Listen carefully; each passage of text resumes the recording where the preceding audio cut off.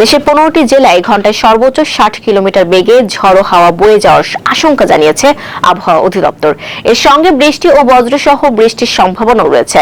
মঙ্গলবার সকাল 9টা পর্যন্ত দেশের অভ্যন্তরীণ নদী বন্দরগুলোর জন্য জারি করা এক সতর্কবার্তায় এ তথ্য জানানো হয়। সতর্কবার্তায় বলা হয়েছে, পাবনা, টাঙ্গাইল, কুষ্টিয়া, যশোর, ফরিদপুর, মাদারীপুর, ঢাকা, ময়মনসিংহ, খুলনা, বরিশাল, পটুয়াখালী, নোয়াখালী, কুমিল্লা, চট্টগ্রাম ও সিলেট অঞ্চলের উপর দিয়ে পশ্চিম বা উত্তর পশ্চিম দিক থেকে ঘন্টায় 45 থেকে 60 কিলোমিটার বেগে দমকা বা ঝোড়ো হাওয়া বয়ে যেতে পারে। এ সময় বজ্রপাত সহ বৃষ্টি হওয়ার সম্ভাবনা রয়েছে। তাই সংশ্লিষ্ট এলাকার নদী বন্দরগুলোকে 1 নম্বর সতর্ক সংকেত দেখাতে বলা হয়েছে। অন্য এক বিজ্ঞপ্তিতে আবহাওয়া অধিদপ্তর জানিয়েছে, লঘুচাপের বহিতাংশ বর্তমানে পশ্চিমবঙ্গ ও আশপাশের এলাকার অবস্থান করছে। এছাড়া মৌসুমের স্বাভাবিক লঘুচাপ দক্ষিণ বঙ্গোপসাগরে অবস্থান করছে।